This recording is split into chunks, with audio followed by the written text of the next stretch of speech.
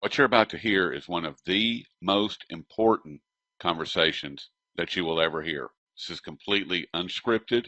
Thanks for being here. Without any further ado, let's bring on Dr. Roberts and see what's on his mind. Yeah, I think there are a lot of good people out there. They just need understanding and leadership. And I think that's what we're trying to give them, right? Well, aren't they going to get it from either Hillary Clinton or Donald Trump? They don't expect it to come from the political sector. Comes from Well, that's really Trump's popularity because he's not associated with the political sector. Yeah, I agree. And not that he knows what to do or would have any advisors who knew what to do. Do they currently? Do the ones in office right now? Do they? No, but I'm just talking, Rory, that people's hopes for Trump because he's outside the system. He speaks Yes. against it. He's Yes. forceful. He doesn't back down. They see in him a leader. Yes. And that's probably a reasonable perception. I mean, it could all be an act, but I suspect he is capable of leading. But the problem is he himself doesn't know what to do, and he doesn't know the people who do know. And even if he knew people like us, the Senate would never confirm us. Even if he knew people and tried to put them in, they'd get blocked. And my view has always been that political change in the United States is not possible to come from within the system because the candidates don't represent movements. There's no movement behind them. It's not been a long struggle to rise up to a challenger position. The leaders of such a movement don't know who the people are in it that they can trust, that they can put in office to carry out the platform. And without a powerful movement and a big mandate, an ordinary person who just happens to get the nomination, even if he knew what to do, he hasn't got the power to get the people confirmed by the Senate. So I don't think political change from within the system is, in the United States, is possible. We see if in France that this Marine Le Pen, she's carried on her father's work with the National Front, and they slowly gain influence, they slowly gain votes, their percentage slowly rises.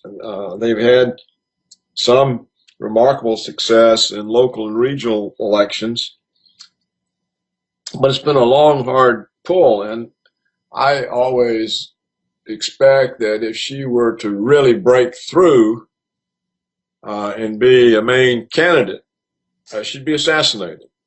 Either literally her life would be taken, or they would do her in with slander and libel, constant accusations in the press, and destroy her and the party in that way. You remember what they did to Strauss-Kahn. He was the head of the IMF. He was clearly going to be the next president of France.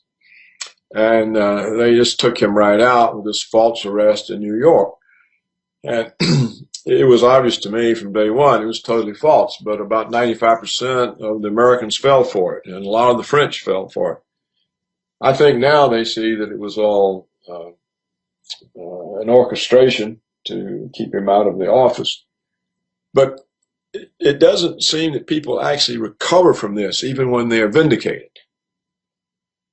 So he's not now a presidential candidate, even though he was vindicated and everybody now knows it was a frame-up job and that we were behind it because he wasn't our guy and Sarkozy was.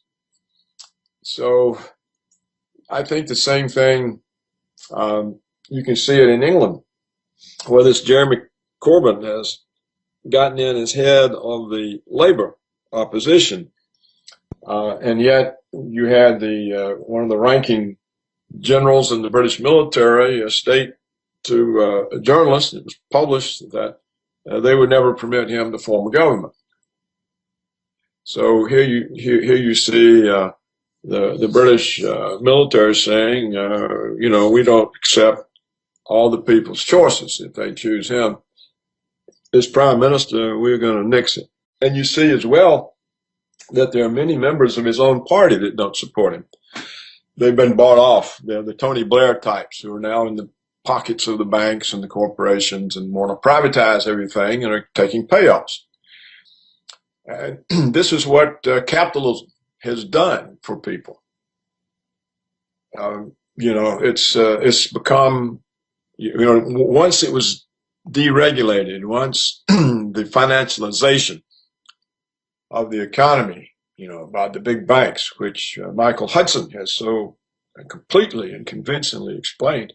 Once this happens, capitalism is just a totally evil, exploitative system. It has no virtues. There's nothing going for it. All of the reasons that justified capitalism are gone. It doesn't serve the general welfare. It doesn't prevent misuse and misallocation of resources because they're too big to fail and they're bailed out by the taxpayers or by the Federal Reserve creating money, thus stopping any return to savers. The other justification of capitalism is that it achieves social welfare. Well, how do you get social welfare when all the good jobs are offshored and everything else is financialized? That means all the economic rents are extracted and converted into debt instruments that pay interest to banks. And that's the only way the financial system works now. It basically extracts all the economic surplus from the economy, converts it into debt instruments, and then the banks are paid interest.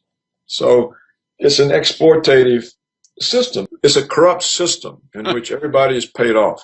In fact, I got one letter from Portugal in which they said, look, even the left-wing parties are in on the take.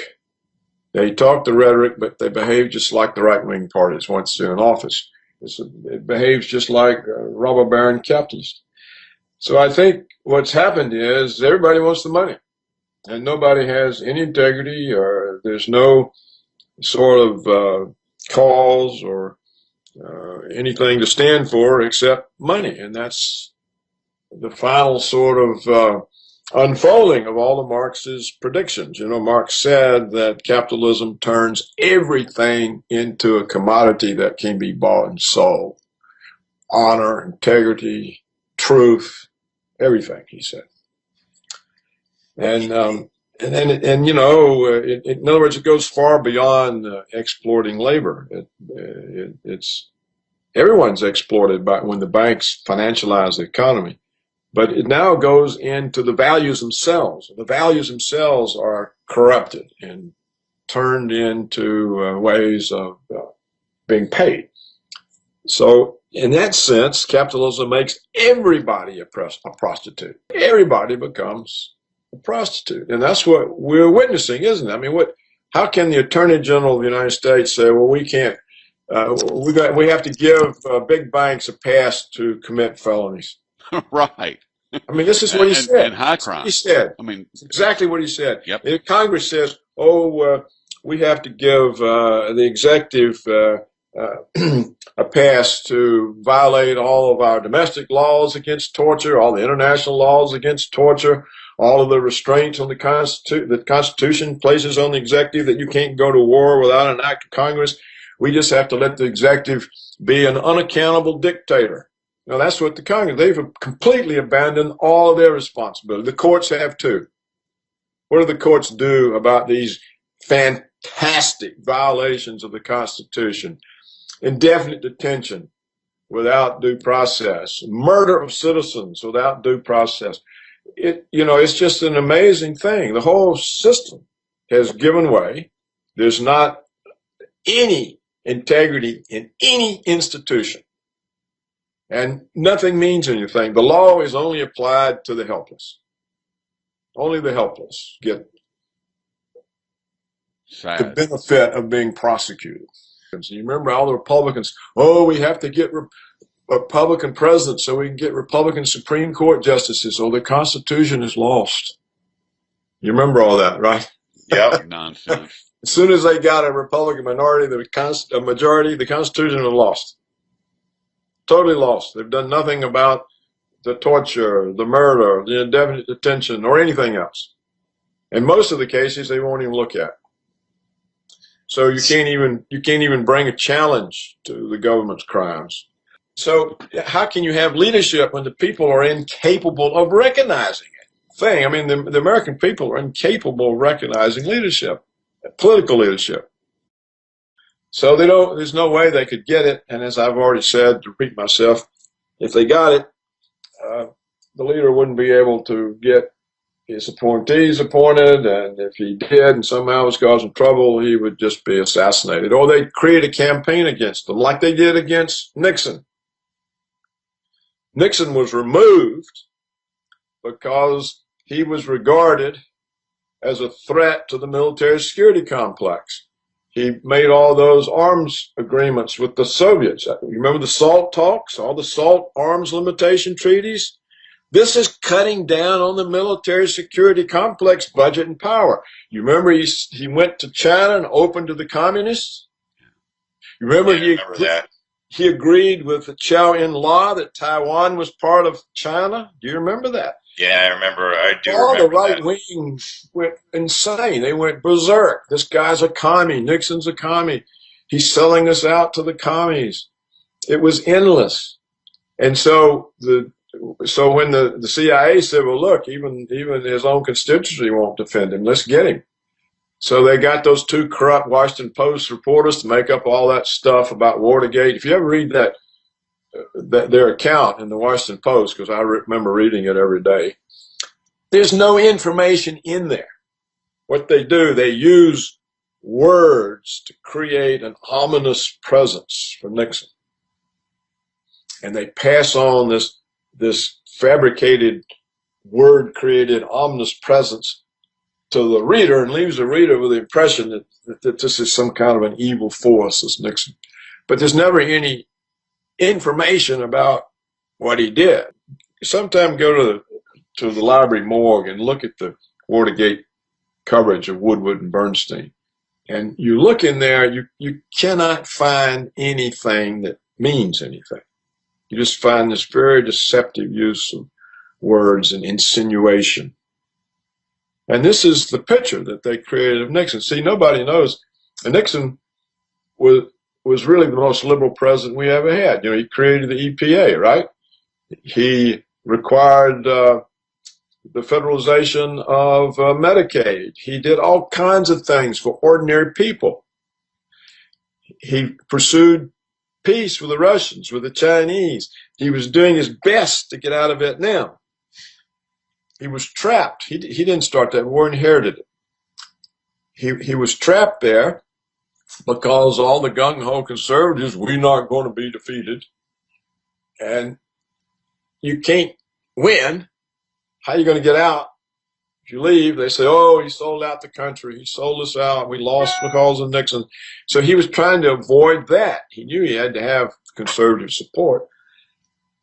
And that's what made it go on and on and on. He just couldn't find how to get out without having to pay a huge price due to the misguided ideas of the American conservatives and the Republicans. Now, I'm not trying to make a brief for Nixon. I'm just trying to show you how easy it is to stifle a president, a leader who's trying to do good for the country, when that good cuts against the powerful vested interests, like, for example, the military security complex. They're far stronger than a president. And they saw Nixon as inconvenient, they got rid of him. I've been convinced by the historians who studied JFK's assassination for 50 years that he was taken out for the same reason.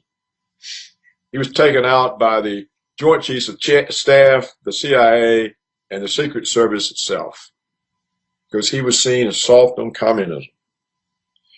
And I'm absolutely convinced that's what happened. So my point, though, is simply how difficult it is if you got a leader or somebody who at least understood what had to be done, how difficult it is to get it done. And I saw that in the Reagan administration. He had two goals. He wanted to end stagflation. He wanted to end the Cold War. He had to fight his own government to do that.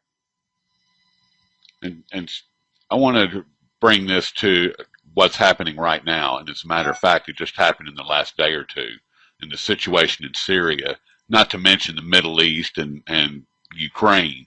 And it seems like the White House is kind of spinning out of control. And they appear to be losing control on all fronts of the wars that they started. And John Kerry met with Putin in Russia and conceded to Russia's request to allow Assad to remain in power. What does that mean that Kerry went to the Kremlin and then backs off from the main reason the U.S. began the invasion, and which is what it was, the invasion of Syria? I mean, and now they're backing out. So I agree wholeheartedly with everything that you just said, Dr. Roberts. But it seems like that things have just gotten really weird with, Well, I with think the I State can Department. I think I can explain that, Roy. You have to remember now, these wars and the plan to take Syria out and Iran predate the Obama administration and Yes. predate Kerry as Secretary of State. You have to remember what General Wesley Clark told us. Yes. That he was shown that one of the Pentagon generals showed him the memo of the countries that were scheduled by the neoconservative Defense Department to be taken out, and Syria was on it. And Libya So and all of that, and we know from George W. Bush's first Treasury Secretary, Paul O'Neill, that the first cabinet meeting he attended as Secretary of Treasury, long before 9/11, the main topic on the agenda was the invasion of Iraq. And he has, made this public knowledge. They were talking about invading Iraq, had a plan for it, and everybody at the meeting was already for it. And this is long before 9/11. So all of this was set up by the neoconservatives. It really goes back to Paul Wolfowitz, the Wolfowitz Doctrine, which he wrote, I think, in 1992. And the various neoconservative papers that you can find online. I forget what that group was called. Something for the New American Century. It started with a P. It's PNAC. Yeah, something like that. Anyhow, all this was already there. So Obama comes along. This is already in motion. It's already in place. It's the policy. Presidents don't have the power to change these kinds of policies. Not very easily. It takes time. They have to make changes in appointments. They have to convince some people, buy off others. They can't just announce, okay, here's the policy. Nobody will stand for it. As Kerry followed Hillary as Secretary of State. All this was in place. Victoria Nuland was already the Assistant Secretary for Eurasian Affairs. She's the notorious neocon who overthrew the Ukrainian government and stuck in a puppet. A lot of people don't understand that the secretaries of departments don't appoint the assistant secretaries or the undersecretaries. These are presidential appointments. And a cabinet secretary cannot easily fire an assistant secretary because he didn't appoint them. It has to go through approval of the president, the White House, and often senators, because the person will have a lot of senatorial support. That's how they got there in the first place. So if a secretary just goes and tells some neocon idiot that they don't want there anymore, you're fired, it doesn't mean anything. All the fired idiot has to do is the fired neocons to call the White House, call the Senate support. All the pressure comes on the secretary. So what I'm telling you is that I think what happened is that over time, since Obama and Kerry were just stuck into office in a policy that was already underway and unfolding, there wasn't anything they could do about it. And you may remember a while back, Kerry tried to do something about the policy, and Victoria Nuland contradicted him, and Obama backed her. So you see how this works. Well, I think what's happened is that recently Putin has made a number of very decisive statements. You may remember he said at the UN 70th anniversary, we've had enough. We're fed up. We're not putting up with you any longer. That's exactly what he said. You remember he's on video explaining that what he learned from World War II. He said, when you realize that war is inevitable, you strike first. And he issued the orders the week prior to Kerry running to Moscow. He issued two orders. One was to immediately destroy any force that could possibly be a threat to Russian air or ground operations in Syria.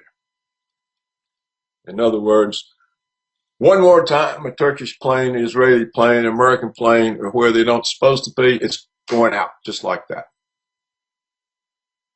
The other order he gave was to the Defense Ministry Board. He said to modernize all three elements of our triad and bring our nuclear forces to total readiness.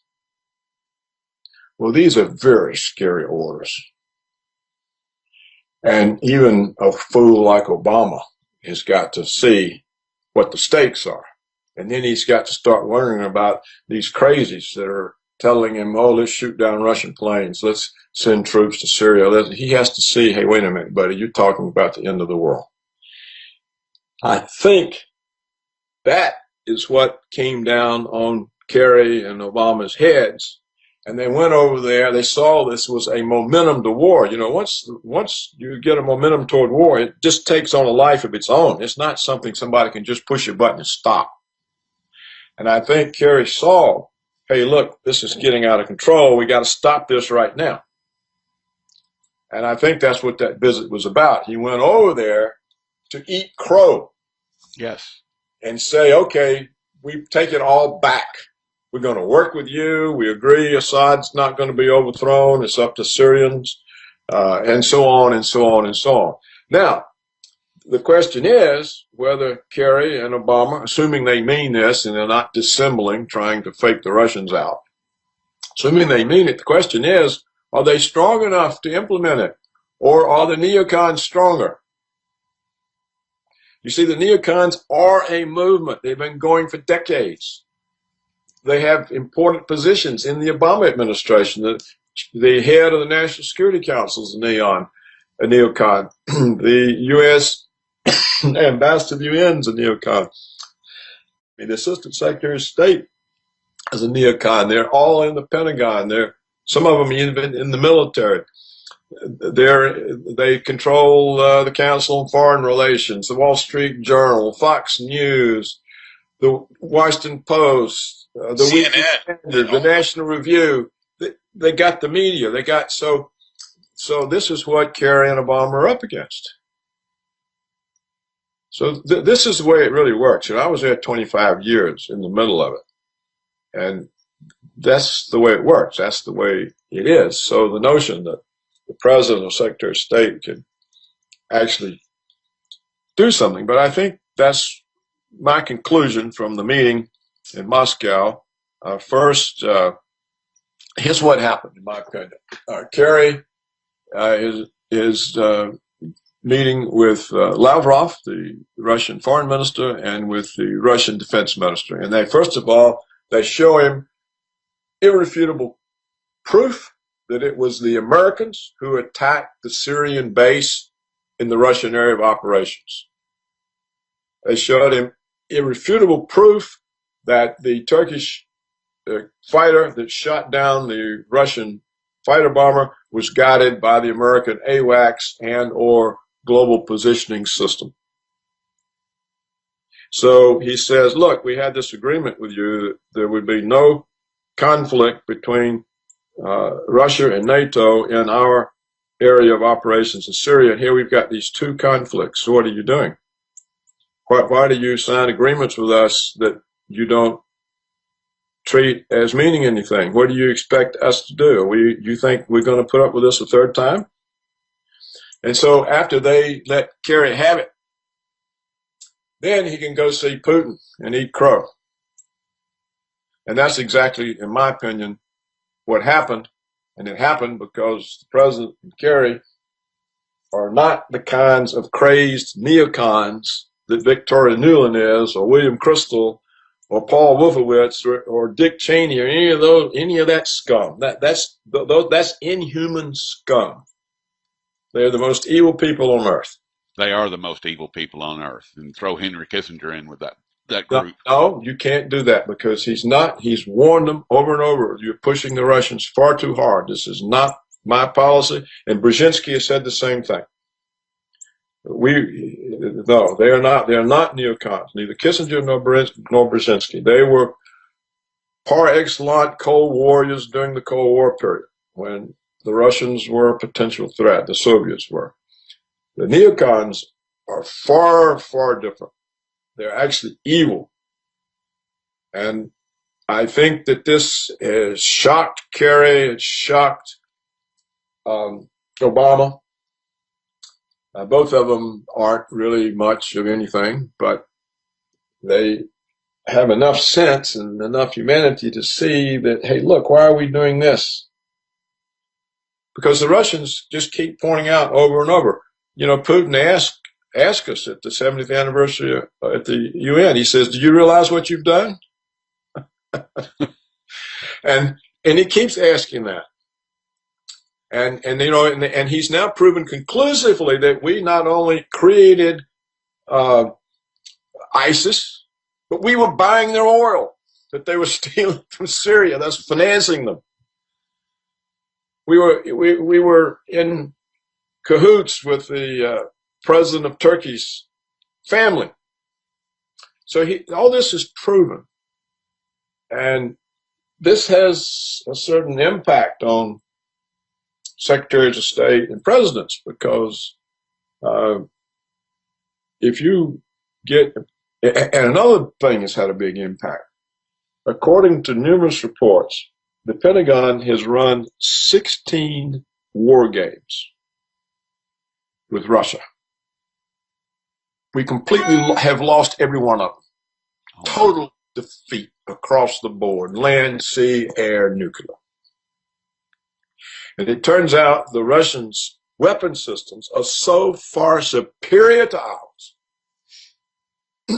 And at the moment, more than 95% of their nuclear forces are on permanent alert. And why are our weapons worthless? Because when the Soviet, first of all, we know that the military budget has always been run for the benefit of the contractors, the defense industry and the military security complex. And so cost overruns are just endemic. It's part of it. It's how they make money and money and money. Well, what's happened when the Soviet collapsed, the threat went away. And so it got even worse. Now they don't even make stuff that works. Look at the huge sum they have squandered on the F-35, and it's useless. Useless. It's useless. It can't even, an F-15 from years ago can blow it out of the sky. It's useless. Look, they just had that brand new Navy ship, some kind of cruiser. It can't even get to port on its own power. 20 days after it was commissioned, it had to be towed back to port. It couldn't even go under its own power. So that's sad. So this is everywhere. Now, the Russian stuff works. And they keep demonstrating technology we didn't know they had that we don't have. Exactly. And they just recently deployed one that knocked out all the digital footprint in an isolated area. They can Right. target an area, Right. and they can target satellites with this, and everybody kind of went, wow, that's new. Right. And They can shut down all of our airplanes, all of our yep, ships, yep. our GPS system. As far as we know, they can shut down our nuclear weapons. And the understanding that I have, and you can correct me if I'm wrong, Dr. Roberts, but the technology that they're using, this technological weapon, doesn't actually destroy anything. It just kind of hampers it and No, it scrambles just the signal and renders it useless as long as the weapon is pointed at it.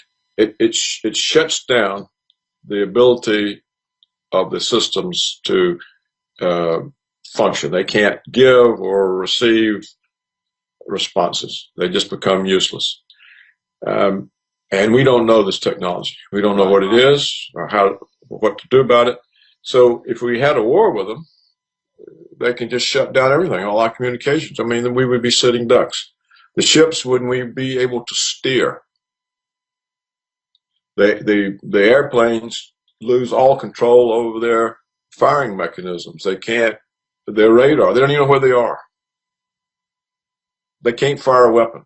So we really are at this point. It's pretty much checkmate. You know, And if they were, if the neocons were Russians right now, they could wipe us off the face of the earth at zero cost to themselves. exactly, And they're not doing it. and they're not doing They it. speak very politely. They're non-provocative. They keep relying on diplomacy. They keep telling the truth. The United States keeps lying, dissembling, orchestrating false charges, taking reckless, aggressive actions. So I think all it would take is if this continues and then the Russians get some idea that we're going to get that technology, they're just going to take us out. Do you think that with the situation with John Kerry, that they're looking at trying to formulate an exit, a That's right. graceful exit? I think that the Russians are going to stick with diplomacy as long as they can risk trusting America. Wow. As long as That'll end with the next administration because you're looking at, I mean, if the election were held today, you'd be looking at Trump versus Clinton, and they're both, Trump is I mean, he's a wild card. No one really knows what he's all about. Clearly, he's anti-Muslim, but Hillary is probably one of the most dangerous of the neocons. well, you see, what's dangerous are the private interest groups that control them and the neocon ideology. But let's assume that Goldman Sachs has some intelligent people, and if the bankers see this is going to nuclear war, they're going to tell Hillary, hey, darling, you forget all about that tough rhetoric. You're going to make peace right now. We don't want to lose all our hold on everything. So there are checks on it. It doesn't have to, as I've already said, what Hillary thinks didn't really make any difference anyhow, because she can't, no president can act independently of the groups that are controlling the situation. And it ain't Hillary that's controlling it. And the reason she's a possible candidate is because of the bank support. They've given us so much money. Other than that, she's not anything in herself. There's no movement. There's no, she's just a pawn. Now, Trump, nobody's got a hold on him. He's not anybody's pawn. I'm not sure they could get him because he's rich. He doesn't need anything. So, but it doesn't mean, as we've already talked about him. He doesn't mean he knows what to do or he can put the people in. But he's probably smart enough to know that he doesn't gain from a nuclear war. And he doesn't seem to be the kind of ideologue like William Kristol or Max Boot or the idiots that write for the Wall Street Journal editorial page or the Weekly Standard. He's not that kind of person, so he's not going to destroy the world for the sake of his ideology. So if even Obama and Kerry, if I'm correct, I mean, I may be wrong, but if even they realize, hey, look, this is getting out of control, this is getting away from us, what the neocons told us is, hey, if we put pressure on the Russians, they'll give in, but they're not. In fact, they're in a better position than we are. We better stop this. It's not working. The Russians are not submitting. We got to come to an accommodation, because if this spins out of control, it's all over. And I think that Kerry and Obama probably have enough sense to realize that and see, what are they to gain? Nobody. What does anybody gain? Nobody gains from this. The banks don't. The military security complex don't. Not even the neocons do. I mean, of course, they get to wipe out the world for the sake of their ideology, but nobody's going to go along with that. So that's my view of it. I think now what we're going to see is probably some vicious attacks on Kerry and Obama. If I was Kerry, I would simply fire Victoria Nuland. I would go to Obama and say, look, I've put up with her long enough. It's me or her right now. I'm firing her. If you don't back it up, here's my resignation. I'm not going to be part of this. And he ought to say, and you better get rid of that national security advisor you got and that UN ambassador, because they're both warmongering troublemakers. And we're in trouble enough. You don't need that. And you want to start clearing these neocons out of the administration and out of the Pentagon. And any of them they got in the military, you want to early retirement. That's what Kerry should do. I mean, what does it matter to him? He's rich. He's married a rich woman as well.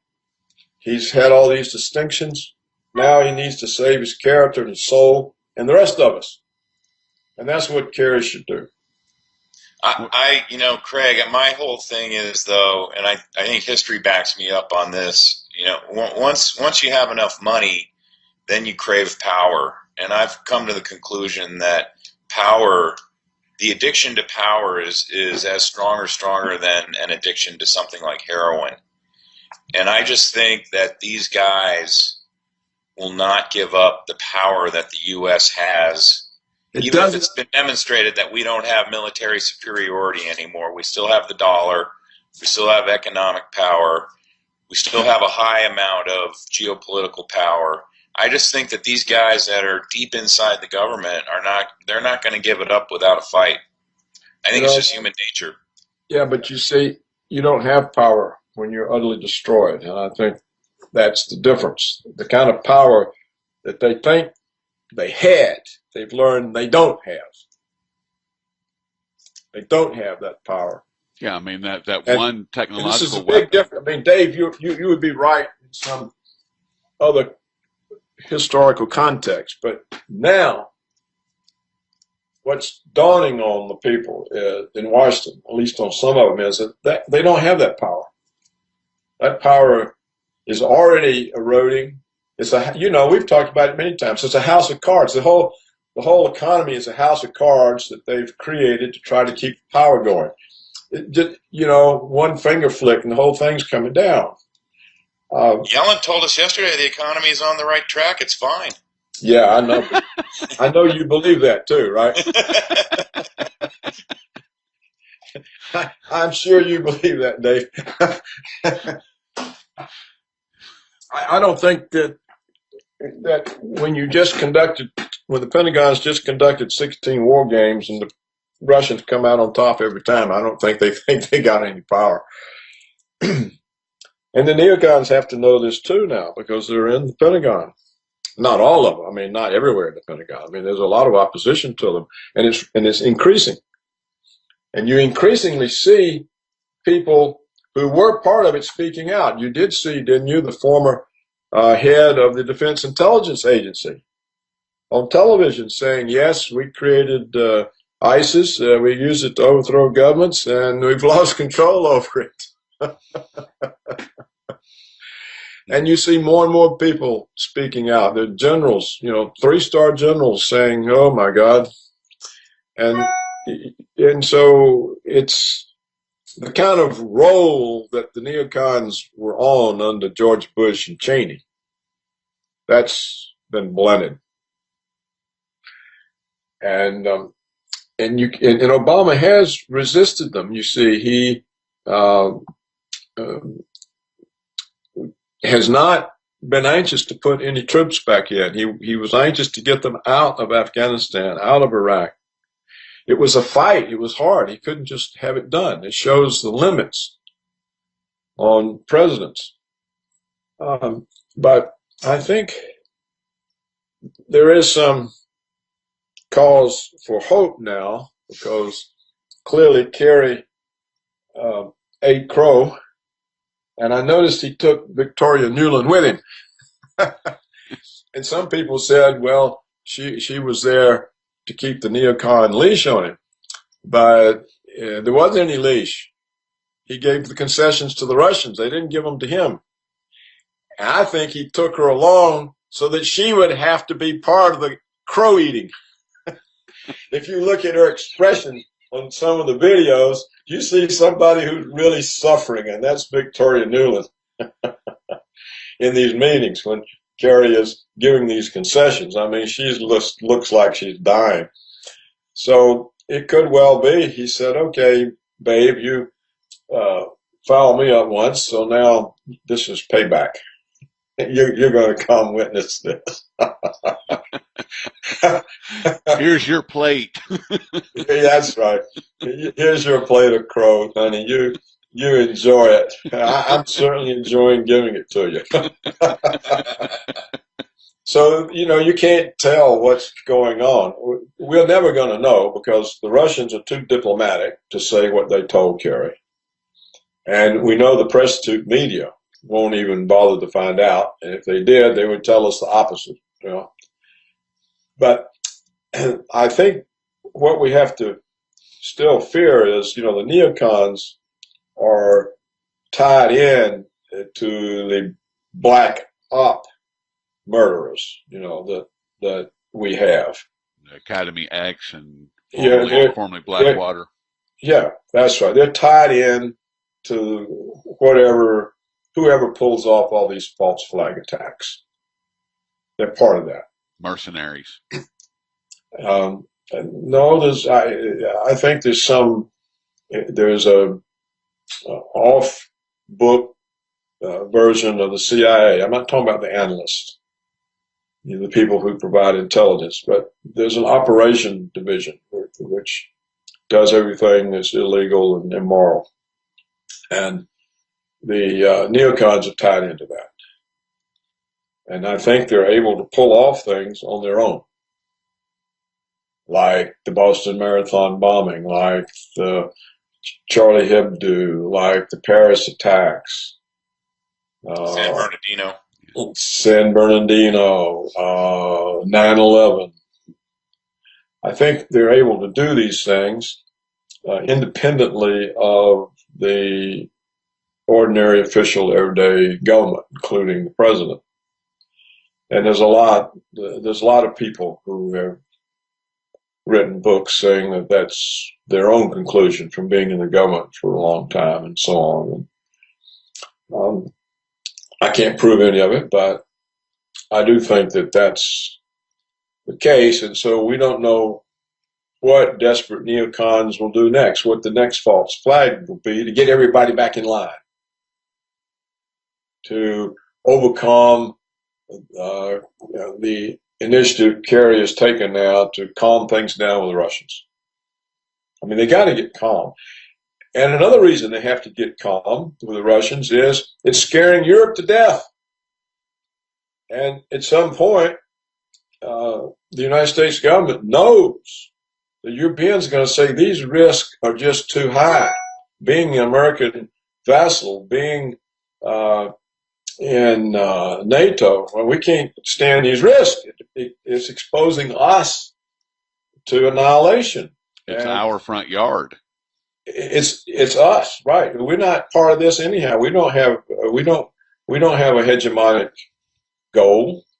We don't want to have, and it doesn't do us any good to help the United States have a hegemonic goal. And And we went along with it because it paid. They gave us money. But look now, the other side of it, I mean, the Russians attack. What's left of Germany? Nothing.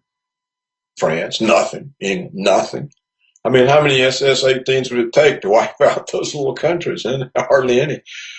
So I think on the whole that Washington, the official part, not the deep state, not the neocons who are tied into the deep state, but just the official government that really doesn't know what's going on any more than you and I do. They got to say, hey, look, wait a minute, we're going to lose all our allies. What are we going to do if somebody pulls out of NATO? It'll start a stampede. That's why they were so worried about Greece. So that pressure is on them too. And also increasingly the adverse effects of Washington's wars in the Middle East, all the refugees pouring into Europe, this is destroying the traditional parties because they're being blamed. See, Merkel in Germany and her coalition, they are now blamed for this immigration because, well, look, you supported the Americans and this is what you got back. Now, if we had had this nationalist party in, they wouldn't have supported them. They would have looked out for Germany. This is what Marine Le Pen is telling them in France. You know, that's now the third largest party in France. It's what Farage is telling them in UK, the UK Independence Party. So people are beginning to say, well, you know, they're right. Look, we were stupid and we ran out and supported the Americans. And now, look, we got these millions of refugees and we already have high unemployment and strained welfare systems. And there's all this going on. These people are poor and there's crime.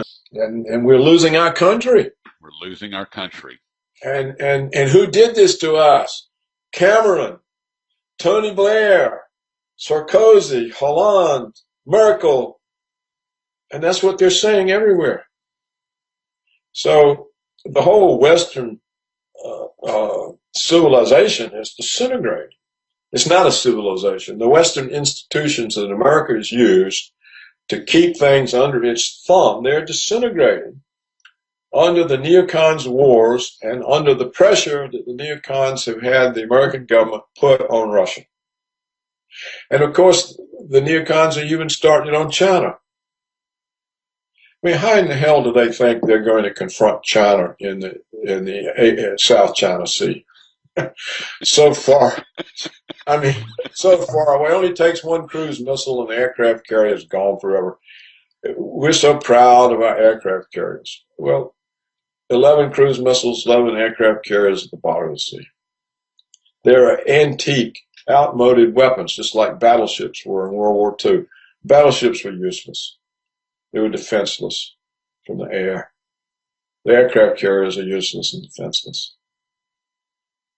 The Chinese have already made that clear. The Russians have made that clear.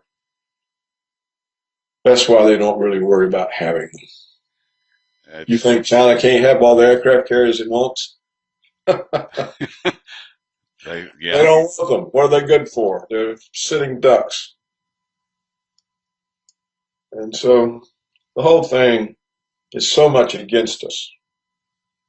You know, and Dave is so good at pointing out all the economic problems. None of them are acknowledged. If you don't acknowledge the problems, you can't have a solution for them. And when they finally bite you, you don't know what to do because you've never acknowledged them. And so all of a sudden, you're faced with a great uncertainty and collapse. Yeah. Where did that come from? Yeah, where did that go? I thought we had 5% unemployment and all these jobs and recovery. And what? What do you mean? Depression? 40% unemployment? My God, how did this happen? How can this happen? Yeah. Why did nobody see this? Yeah, why didn't they see this? Or, I mean, why didn't they see that you can't constantly threaten Russia and not expect them to rise to the threat? I mean, how stupid can you be? You have to be an American, right, in Washington or in the media.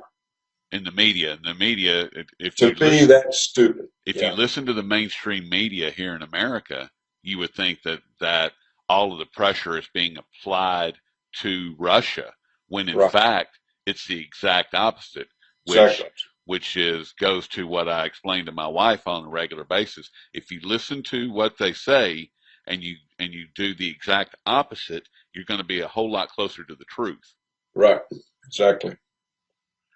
That's exactly it. Well, I think we kind of covered the waterfront. I don't know what y'all think, but I got so much to do, and I think that we have covered it, and I think this has been a very useful discussion or rant by me. But I'm really just telling you what the facts are.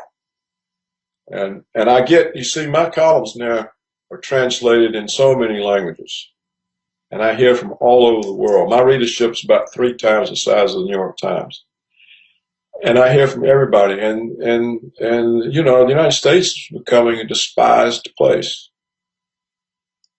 People all over the world they hate Washington.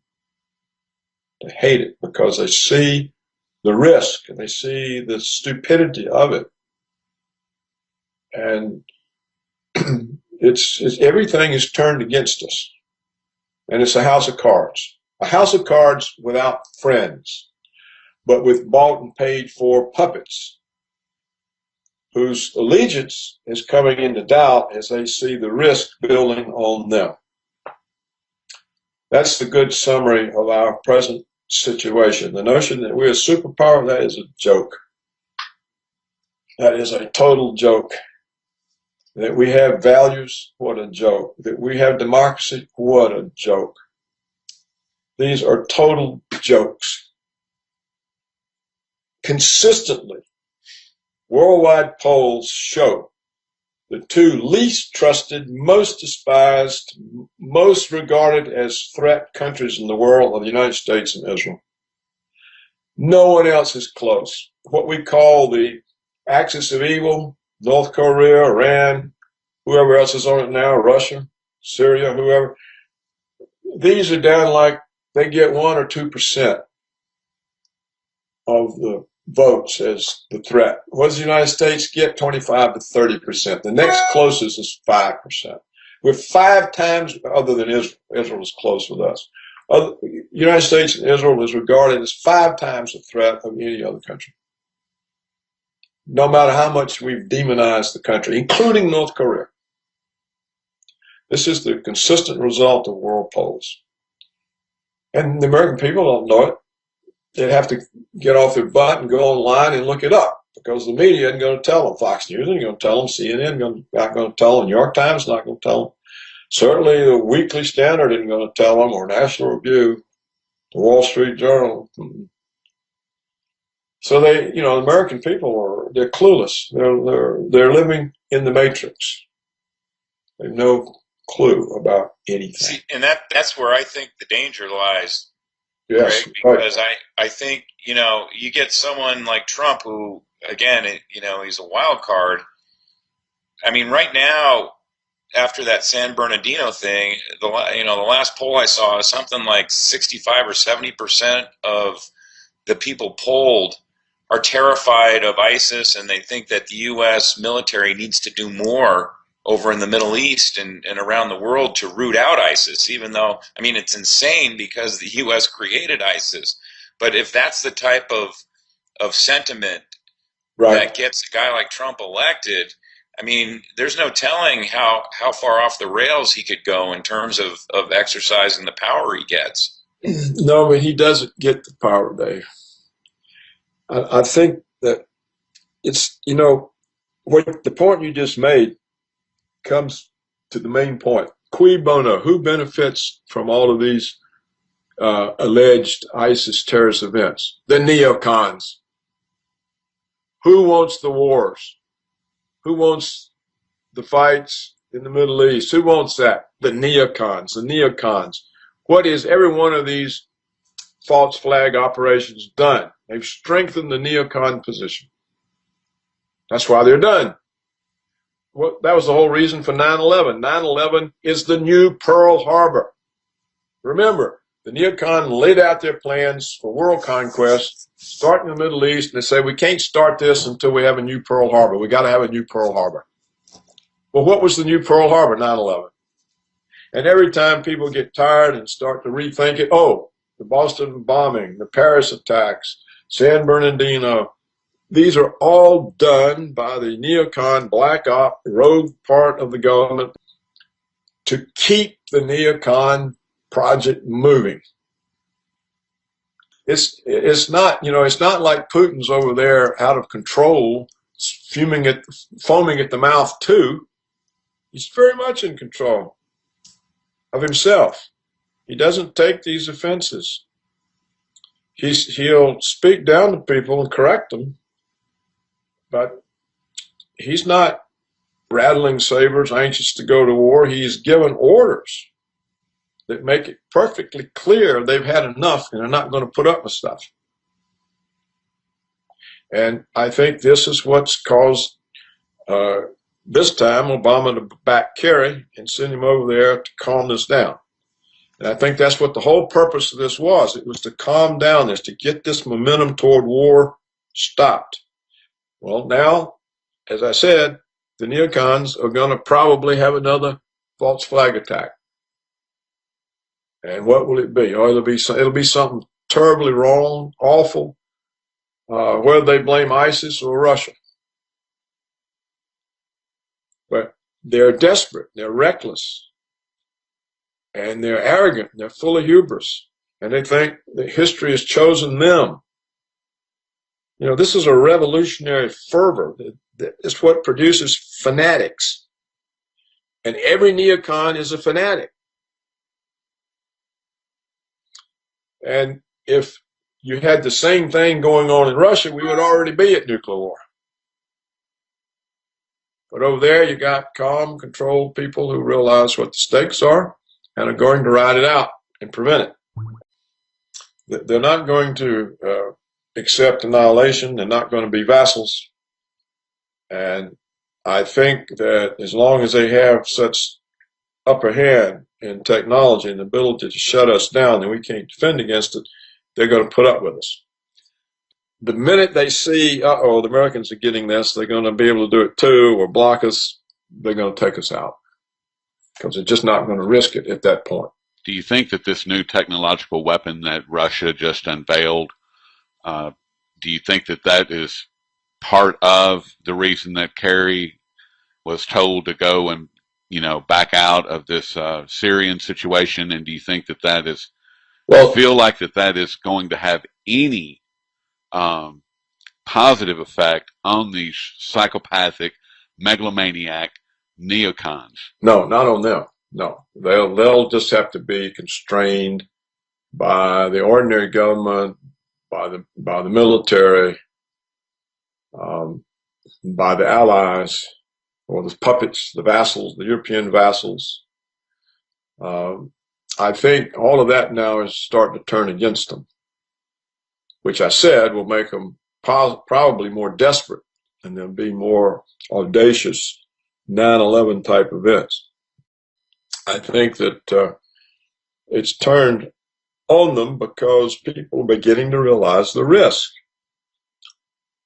And when they look, they don't need to know anything about the technology. The Pentagon says we just conducted 16 war games of Russia and lost every one of them. So what's all this talk from McCain and the other low-grade morons about shooting down Russian airplanes in Syria? Wait, really? You really want to do that? We don't want to do it, is what the military is saying. It's not something we don't want to go to war that we're going to lose. I mean, well, that's what the military is going to tell them. No, we won't do it. You don't see any great rush in the Pentagon to put boots on the ground in Syria. You see resistance. Okay, you two. Talk to you later. All right, Craig. Thanks a lot. Thank you. Talk to you later. Goodbye. Bye-bye.